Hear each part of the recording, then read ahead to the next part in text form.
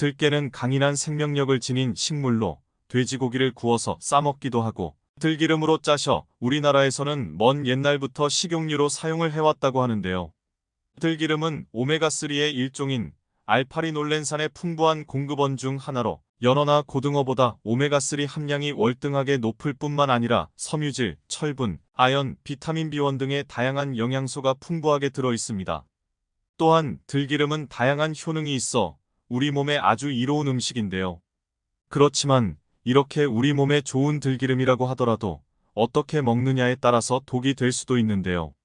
그래서 오늘은 들기름을 건강하게 먹는 방법과 보관 방법, 또 주의사항까지 모두 알아보겠습니다. 끝까지 시청하셔서 풍부한 영양소가 많은 몸에 좋은 들기름 제대로 섭취하시길 바랍니다. 안녕하세요. 건강닥터입니다. 들기름은 참기름과 더불어 우리나라 식용기름의 한 축을 차지하고 있는데요. 일반적으로 들기름보다 참기름을 더 좋아하는 분들이 많지만 영양학적 가치 측면에서는 들기름이 더 많은 장점을 가지고 있습니다.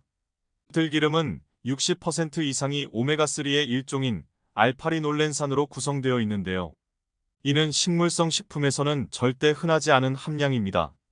식물성 기름에 들어있는 불포화 지방은 동물성 기름의 포화 지방을 대체하여 콜레스테롤을 낮춰주는 효능이 뛰어난데요. 이러한 건강한 지방을 섭취하려면 들기름을 먹는 것이 좋습니다. 또한 들깨는 오랫동안 한방과 민간요법에서 약재로 사용될 만큼 효능이 뛰어난데요. 어떠한 효능이 있는지 먼저 빠르게 알아보겠습니다.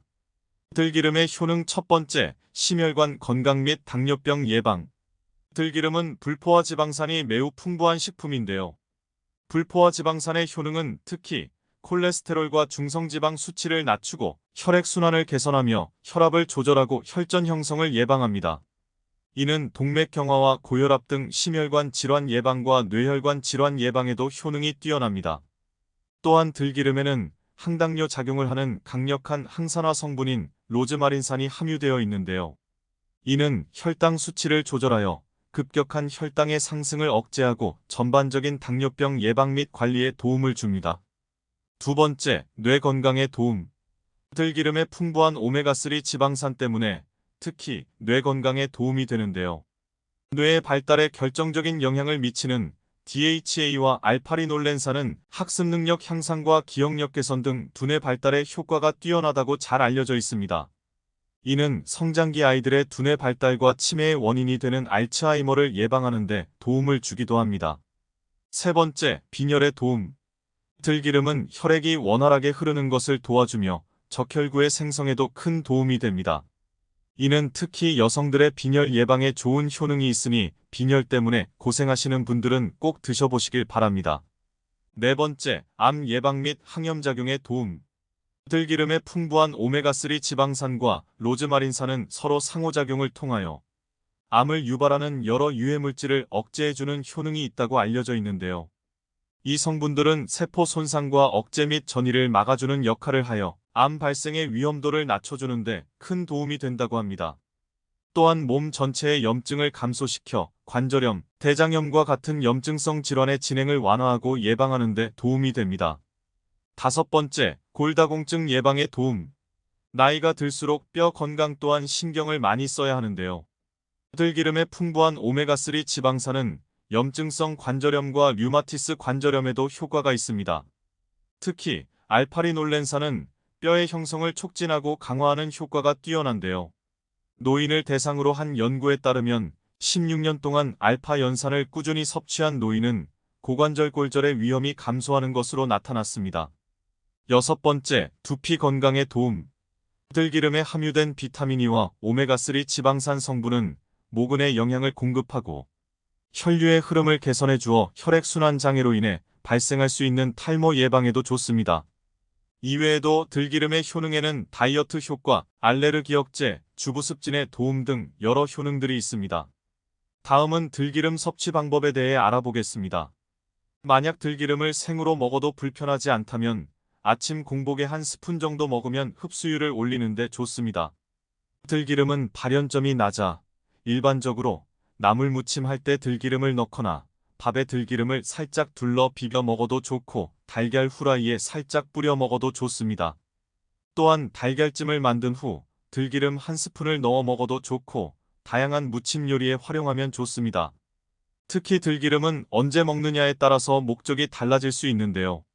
아침 공복에 드시면 담즙 분비를 촉진하고 간 해독에 도움이 됩니다. 그러나 필수 지방산 섭취가 목적이라면 식사 중에 섭취하는 것이 가장 좋은데요. 지용성 성분이 흡수를 높여주어 시너지 효과가 있기 때문입니다. 또한 혈액순환이 목적이라면 식사 후에 드시는 것이 좋습니다. 다음은 들기름 섭취 시 주의사항에 대해서 알아보겠습니다. 들기름은 열에 약해 가열하면 산패가 되기 쉬운데요.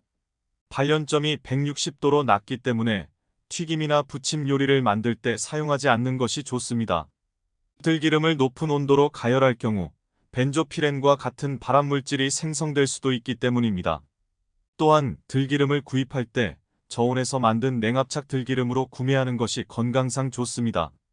들기름은 특별한 부작용이 없는 식품인데요.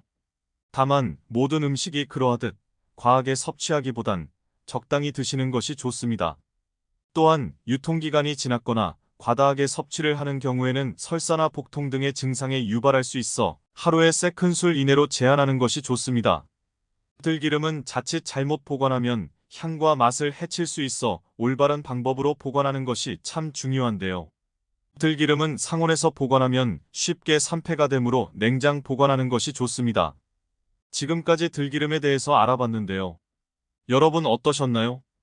우리가 생각한 것 이상으로 다양한 효능이 있었는데요.